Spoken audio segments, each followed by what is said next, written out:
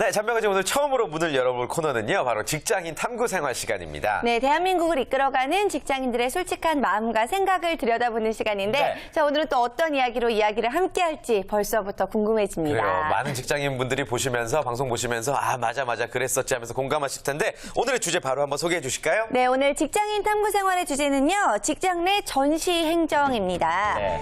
실질적인 내용이 없이 전시 효과만을 노리고 펼쳐지는 행정을 우리는 정치 행정이라고 표현을 하는데요.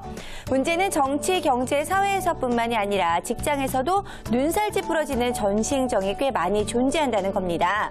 따라서 오늘 직장인 탐구 생활에서는 직장 내 전시 행정에는 어떤 것들이 있고 어떤 식으로 변화를 가져야 할지 솔직하면서도 시시콜콜하게 얘기 나눠보겠습니다. 네, 쉽게 말해서 전시행정, 보여주기식 액션이 직장에서도 존재를 한다, 뭐 이렇게 얘기를 해볼 수가 있겠는데, 네.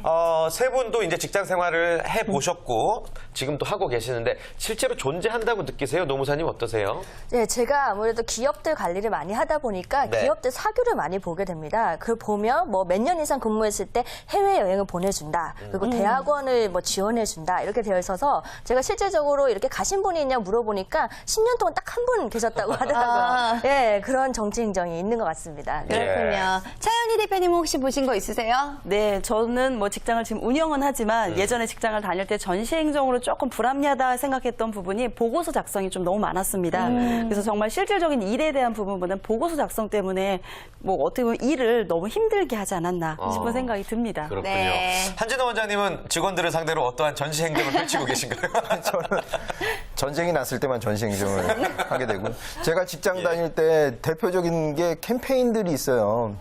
뭐 그 지역 주민을 위해서 한다고는 하지만 한강 둔치에 가서 쓰레기를 추수하는데 쓰레기가 없는 거예요. 네. 그럼 쓰레기 그 모아놓은 데 가서 조금씩 덜어다가 제출하고 예. 이런 행사 또 뭐 준공 청소를 한다고 해서 청소가 다 돼 있는데도 불구하고 전 직원 한 2,000명이 가가지고 청소를 한다고 하는데 청소 도구도 안 주는 거예요. 예. 그냥 왔다 갔다 하는 거죠. 보여주기. 이런 그 보여주기 위한 행사들을 많이 했던 것 같아요. 네, 대부분 이렇게 직장 내에서 전시 행정이 존재를 한다라고 말씀을 해주셨는데 네. 실제로 이 직장인들은 전시 행정에 대해서 어떻게 생각하고 있는지 궁금합니다. 네, 실제로 취업 포탈 커리어에서 설문조사를 한 결과가 있는데요. 1,100 직장인들 1,106명을 대상으로 설문조사를 한 결과 직장 내 전시 행정이 실제로 있는가라는 대답에 71.7%가 직장에서 보여주기식 규정이나 행위를 본 적이 있다라고 답했습니다. 네. 10명 중에 7명은 이제 느끼고 있다. 그리고 나머지 3명은 잘 못 느끼겠다라고 답변을 했다는 건데, 나머지 3명은 아무래도 임원급이나 간부급 아닐까요? 맞아요. 뭔가 멀찌감치 떨어져서 예. 보는 분들이 아니라면은 누구나 이 전시 행정이 있다라고 느낄 수밖에 없을 것 같은데요. 네네. 자, 그렇다면 구체적으로 어떤 것들이 전시 행정의 이 순위권에 올라 있는지 한번 살펴볼까요? 네, 직장인들이 꼽은 직장 내 전시 행정에 다양한 것들이 꼽혔는데요. 사실 우선순위상 5위를 먼저 발표해 드리도록 하면은 네. 낮은 비율을 차지하고 있지만 육아휴직이라는 답변이 7.7%를 차지했습니다. 아, 네. 육아휴직은 어떻게 보면 여성 입장에선 당연하다고 생각을 해야 되는데 활용을 못하고 있다라는 이야기네요. 네, 그렇습니다. 많은 기업들이 우리가 육아휴직이라는 건 정말 실질적으로 법적으로 제도적으로 있는 부분이지만 네. 기업들은 그렇게 그런 것들에 대해서 육아휴직을 존재함에도 불구하고 우리 여성들은 그 직장 입장에서 곤란한 섣불리 거죠? 쓰기가 곤란한 부분이 있습니다. 네, 사실 법적으로 당당하게 쓰라고 마련해 놓은 제도인데 이걸 왜 못 쓰고 있는 건지 이유도 정말 궁금한데요. 이런 부분에 대해서는 안정훈 노무사님께서 예. 잘 알고 계실 것 같아요. 이거 왜 그런 걸까요? 사실 저희 자문사 중에도 육아휴직 직원이 신청한다, 줘야 되냐 이런 질문을 굉장히 많이 합니다. 네, 법적은 제도화되어 있지만 사실 장시간적인 노동 근로시간 그리고 또 일 중심적인 조직 문화 그리고 사실은 그 복지 지원이 되지 않기 때문에 육아휴직 사용하는 게 굉장히 어렵죠. 그리고 사실 제 친구 중에는 육아휴직을 사용할 때 다시 사용하는 대신 복귀하지 않는다는 조건으로 사직서를 쓰고 육아휴직을 쓰는 경우도 있었습니다. 이렇게 제가 인사 담당자 700인을 상대로 최근에 조사한 걸 보면 예. 한 76.1%가 여성 근로자가 육아휴직 사용하기 어렵다 이렇게 답변을 했는데 그 이유는 아마 대체 인력을 구하기 어렵기 때문에가 가장 높았고요. 그다음 팀원들이 자신의 업무를 부담하기 때문에 부담스럽다. 신규 채용이 어렵다. 대체 인력의 업무 숙련도가 낮아서라는 이유가 있었습니다. 네. 그렇군요. 기업 입장에서 조금 부담을 느끼고 있다라는 사실을 알 수가 있었고요. 아무튼 그림의 떡이 아닐까 싶은데 실제로 여성 직원들이 육아휴직을 어느 정도 쓰고 있는지 조사 결과가 있죠? 네, 설문조사에 응한 기업들을 네. 대상으로 여직원들의 육아휴직에 관한 현황을 좀 봤습니다. 네.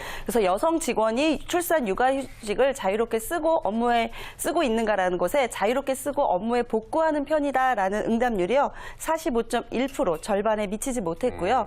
따라서 나머지 32%는 휴가를 쓰지 않고 바로 퇴사하는 편이라고 했고요. 22.9%는 휴가를 쓰지만 대부분 복귀하지 않는 편이다라고 답했습니다. 네. 더 심각한 것은 기업 10곳 중에 한 곳은 출산 육아휴직 제도를 이용해서 퇴사를 권유한다라는 게 상당히 큰 문제인 것 같고요. 그중에서 62.5%가 실제로 퇴사를 권유한 거에 퇴사를 했다라고 답했습니다. 자, 이렇게 결과가 나왔다고 한다면은 우리도 좀 허심탄회하게 이야기를 해볼 네. 필요가 있을 것 같은데 이 육아휴직에 대해서 어떻게 하면 이 제도가 잘 정착될 수 있을지 좀 생각을 좀 듣고 싶습니다. 한진호 원장님 어떻게 하면 좋을까요? 적극적으로 써야 한다고 생각해요. 분위기를 조성하는 게 중요한데요. 제가 직장 생활할 때는 남성이잖아요, 제가. 여자 같지만 남성입니다. 남성이 출산 휴가를 쓰는 일이 거의 없었어요. 근데 제 바로 위 선배가 나는 욕을 먹더라도 후배를 위해서 내가 길을 트겠다 해서 썼거든요. 네. 3일이에요. 뭐 길진 않지만. 저도 저 아이를 낳았을 때, 우리 집사람이 낳았을 때, 네. 저도 썼어요. 물론 저도 욕 먹었어요. 야, 네가 애 낳냐? 이런 말을 들었지만 그 이후로는 모두가 그 출산 휴가를 쓸 수가 있었거든요. 그래서 누구나 적극적으로 쓰는 어떤 사회 풍토를 만들어주는 것이 어떤 사회의 책임이 아닌가 이렇게 생각합니다. 네. 그렇군요. 노무사님은 또 어떤 의견 갖고 계세요? 또 여성으로서. 예. 네, 맞습니다. 제 아는 친구도 남자분이 육아휴직을 쓴다고 하니까 직장 상사가 말렸다고 합니다. 네. 너가 이걸 쓰면 이제 너는 인사고과에서 승진할 수 없다. 그러는데 북유럽의 경우에는 남자들도 육아휴직을 의무적으로 사용하는 기간을 명시하고 있고 이 기간 동안 임금도 보상을 해준다고 합니다. 사실 육아휴직이 한 성만 사용하게 되면 그러면 아마 다른 성의 경우에는 억울하다 생각할 수 있는데 남녀 모두 공동으로 쓰는 게 좀 의식화되어 있으면 육아휴직 사용이 실효성이 있지 않을까 싶습니다. 네. 또 선진 외국의 사례를 잘 참고해 봐야 될 것 같네요. 차 대표님도 어떤 의견 갖고 계신지요? 저는 사실 직장인의 입장보다는요. 예. 제가 이제 고용주 입장에서 조금 살짝 좀 생각을 해봤는데요. 중간자적이시네요. 예. 네. 직장 입장에서 육아휴직을 썼을 경우에 이 직원이 다시 복귀를 했을 때 정말 업무에 다시 복귀 상황이 될까라는 그런 고민에서 제 개인적인 생각 육아휴직을 쓰되 업무적인 부분에서 어느 정도 탄력적으로 좀 재택근무를 하는 건 어떨까라는 제 개인적인 의견이 있습니다. 그래서 너무 일을 손을 떼고 육아에 전념하는 것도 중요하지만 어떤 회사라는 부분은 상당히 빠른 변화를 갖고 있기 때문에 그런 업무적인 것은 아주 큰 비중은 아니어도 작은 부분을 한 뭐 3-4시간 정도는 재택 형식으로 조금 이렇게 같이 유동적으로 회사 일과 육아휴직을 병행하면 좋겠다라는 개인적인 생각도 있습니다. 네. 다양한 움직임이 좀 사회적으로나 기업적으로 필요할 것 같습니다. 자, 직장 내 전시행정이라는 주제로 이야기 나눠보고 있고요. 계속해서 4위 한번 알아보도록 하겠습니다. 네, 직장인들이 뽑은 전시행정 4위는요. 바로 생색내기식 명절 선물이 8.5%를 차지했습니다. 네, 맞습니다. 사실 저 이거 뭔지 알 것 같은 게 네. 막 껍데기만 엄청 크고 박스만 엄청 큰데 안에 알맹이는 정말 작고 보잘것없는 선물 줄 때 참 네. 받는 사람 입장에서 좀 퍽퍽하다라는 생각할 수도 있을 것 같은데 자, 명절 때 직원들을 위해서 어떤 선물을 하는 편이신지 좀 궁금합니다. 이런 전시 행정적인 선물 주시는 거 아닌가요, 원장님? 저희는 상여가 명절에 나가기 때문에 네. 예. 상여와 함께 생필품을 주로 이제 선물로 주는 편이에요. 정말 쓸 수 있는 것과 우리가 어떤 메일이라고 할 때 쓰는 그런 먹거리 있잖아요. 네. 그런 네. 것들을 선물로 주는 편이죠. 그렇군요. 잘 챙기시네요. 예. 노무사님은 어떤 편이세요? 네, 저는 현금으로 줍니다. 명절 이제 기성비라고 해서 현금으로 주면서 예. 항상 실질적으로 전시가 아닌 많이 못 줘서 미안하다라는 말을 하면서 네, 그렇게 현금으로 주고 있습니다. 차 대표님께서는요? 저도 이제 먹는 것으로 주로 아무래도 예. 그게 부피에 비해서 가격이 좀 저렴하기 때문에 주긴 했는데요. 이번에는 조금 바꿔볼까 합니다. 그래서 이걸 제가 이제 방송을 보고 있을 겁니다. 저희 그쵸, 직원들이. 그쵸. 그래서 저는 좀 실질적인 것을 좀 주고자 해서 예. 셔츠를 하나씩 만들어 이렇게 맞춰서 줄까. 그러니까 실질적으로 저희는 강의를 하고 하는 일이기 때문에 예. 이런 와이셔츠라던가 이런 셔츠들이 많이 필요합니다. 그래서 필요한 것을 선물로 주자. 이런 생각을 그렇군요. 했습니다. 아, 참 저도 괜찮을 것 같아요. 모든 직원들이 또 행복감을 느끼게 되지 않을까 싶은데 네. 사실 전시행정인가 이게 과연 싶기도 해요. 주는 게 어디냐라는 생각도 들기도 맞아요. 하거든요. 예. 원장님은 근데 보약 한 첩씩 이렇게 주는 것도 방법이 될 것 같아요. 네. 저희 직원들한테는 상시로 굉장히 그 DC를 많이 해주고 있어요. 그래서 아, 받긴 받으세요? 원가는 받죠. 주는 사람도 뭐 흥이 나야죠. 그래서 거의 뭐 굉장히 자주 먹어요. 자주 먹고 또 가족 DC 해주고 친구 DC 해주니까 우리 직원들한테는 보약이 어떻게 보면 예. 메리트가 되고 있죠. 아, 그렇네요. 그렇군요. 예. 맞습니다. 어떤 것이 필요한지 좀 잘 알고 이 전시행정적인 게 아니라 네. 정말로 꼭 필요한 선물을 해주는 게 참 중요할 것 같은데요. 자, 그럼 이어서 직장인들의 전시행정 어떻게 생각하고 있는지 3위 한번 알아보도록 할까요? 네, 3위는요. 직장인들이 꼽은 직장 내 전시행정 3위는 제대로 써본 적 없는 휴가 제도가 10.1%를 차지했습니다. 네, 뭐 매년 뭐 빠지지 않고 등장하는 이야기이긴 한데 우리나라 직장인들이 사용하는 휴가 일수가 세계적으로 굉장히 적다라는 이야기 많이 들으셨을 거예요. 네, 예. 실제로 매년 다양한 제도들이 도입되기도 하고 그런 도입에 대해서 휴가가 또 늘어나기도 하지만 네. 눈치 보면서 휴가를 제대로 쓸 수 없는 우리 직장인들 정말 안타까운 게 현실입니다만 한국문화관광연구원 조사에 따르면은요 네. 직장인들의 연차가 사용률은 46% 정도이고요 평균 15일 가운데 7일 정도를 사용하는데 그쳤습니다. 반도 안 쓰네요. 그렇습니다. 그래서 직장인들은 휴가를 사용하기가 어려운 이유로는요, 직장 내에서의 경직된 분위기를 대체적으로 꼽았다라고 합니다. 그래서 자신의 일정에 맞춰서 휴가를 쓰기보다는 같이 일하시는 분들의 어떤 일정에 맞춰서 내가 거기에 휴가를 잡아야 된다라는 게 조금 안타까운 현실이 몰려가고 있었던 부분이고요. 네. 실제로 휴가 문화를 바꾸려면요, 제도적인 문제를 바꿔야 되는 의견이 많이 있습니다만 앞으로 적용되기까지는 많은 시간이 필요할 것 같습니다. 네, 맞아요. 사실 저는 이제 방송국에서 일을 하면서 프리랜서로 일을 하잖아요. 근데 저도 이제 휴가를 가고 싶을 때 굉장히 네. 좀 눈치를 볼 때도 많고 어떤 방송국에서는 가도 돼 위에다 말씀드리면은 얼마든지 보내줄 수 있어라고 말씀을 하시는데 네. 나중에 알아보면은 휴가 갔다가 못 돌아오신 분들이 굉장히 많더라고요. 그러니까 진짜 딴 데로 보내주시더라고요. 네, 그래서 이게 이거 무슨 말만 휴가지 휴가 제도가 무슨 정말 전시행정에 저는 얘를 휴가에서 정말 많이 느낄 때가 있었는데 네. 이게 정말 전시행정이 아니라 뭔가 실천행정이 돼야 되는 게 필요하지 않을까라는 생각이 들기도 합니다. 뭐 저희들 입장에서 사실 연차가 있다라는 것만으로도 너무나도 행복해 보이고 네, 부러운 맞아요. 부분이 있긴 한데 직장인들의 또 이야기를 들어보고 있습니다. 그 고용주 입장이시잖아요. 또 반대되는 입장이 아닐까 싶은데 직원들이 휴가 간다고 그러면 기분이 어떠세요, 솔직히? 사실 휴가 하루 이틀 쓰는 거는 그럴 수 있다 생각하는데 연달아 뭐 3일 이상 쓸 때는 저 친구가 일이 많이 적은가? 그래서 내가 일을 좀 더 줘야 되나? 이런 생각이 들긴 하죠. 괜찮은가? 네. 차 대표님 같은 경우는 어떠세요? 네, 저희 같은 경우는 사실 주말에 근무하는 경우가 상당히 많습니다. 네, 저희 일의 특성상 그쵸. 교육이 주말에 있는 경우가 많다 보니까 그 주말에 그 교육을 한 경우에 평일에 이제 휴가를 쓰게 되는데요.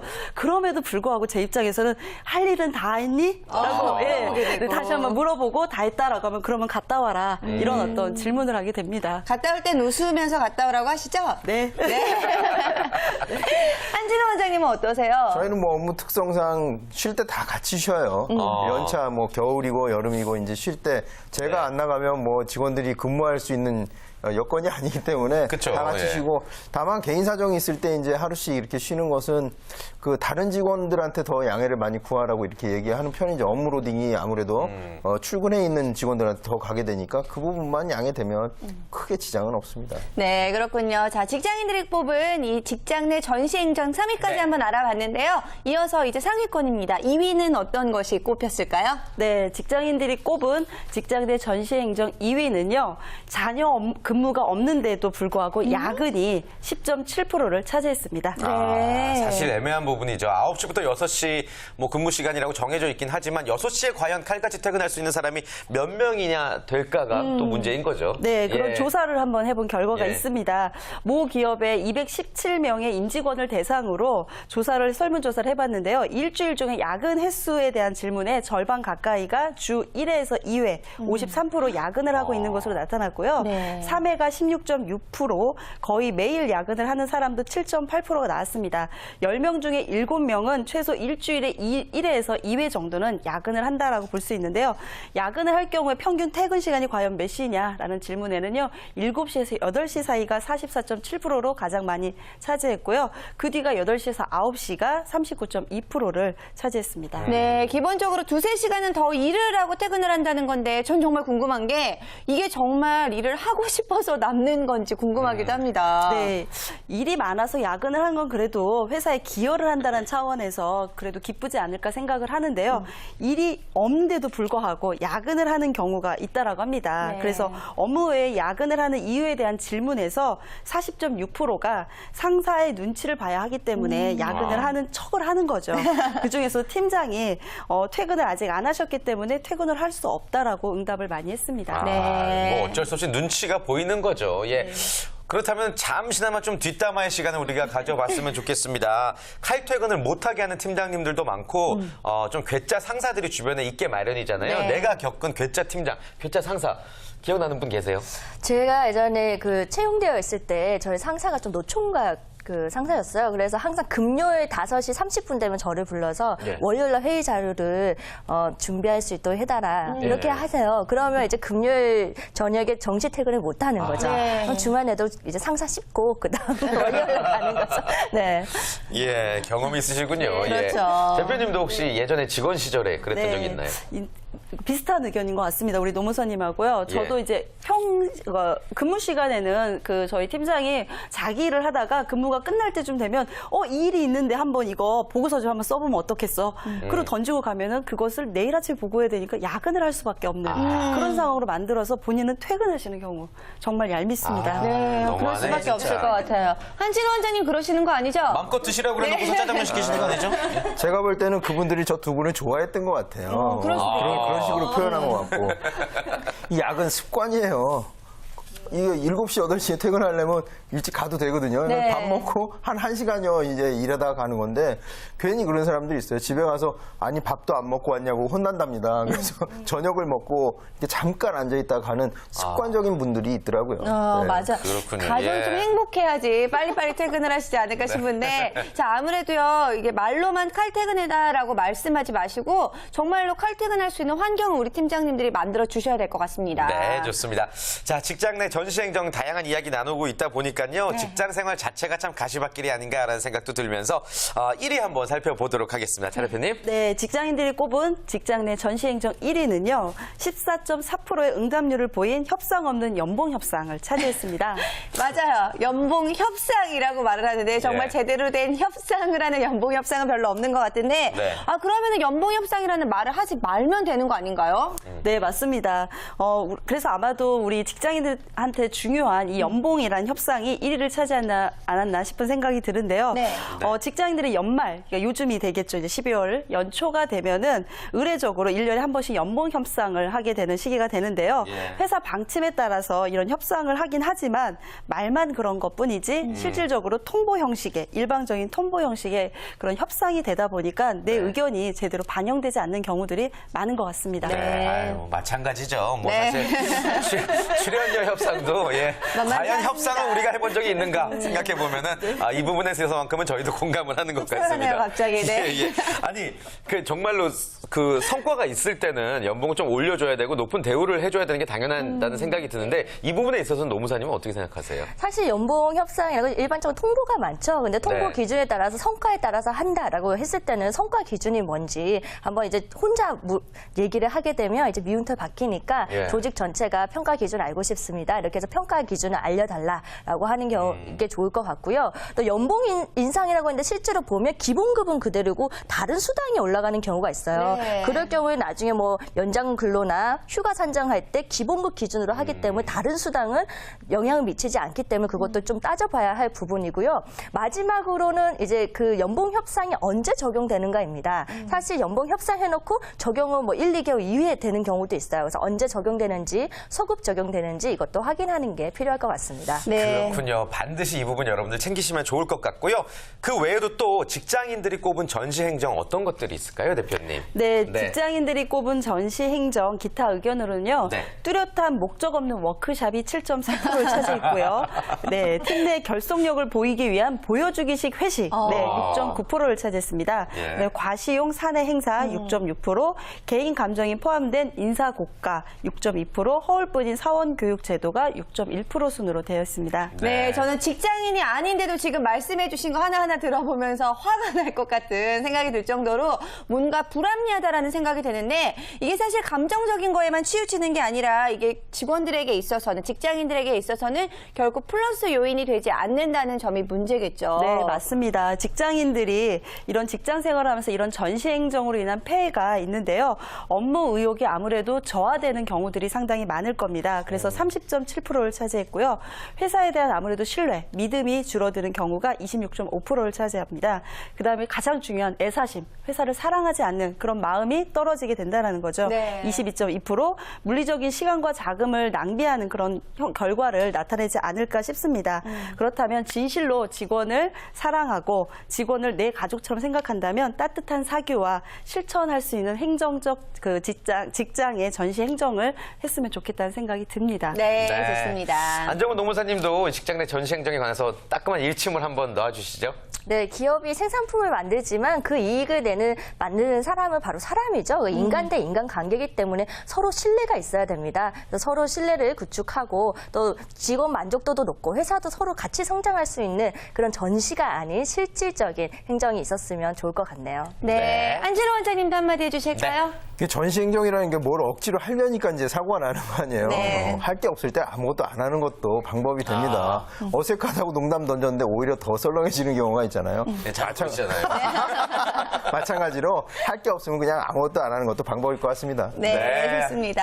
아, 저희가 또 이렇게 해결책까지 한번 제시를 해드려봤습니다. 오늘 다양한 이야기 나눠봤는데요. 다음 주에도 직장인 탐구 생활 계속됩니다.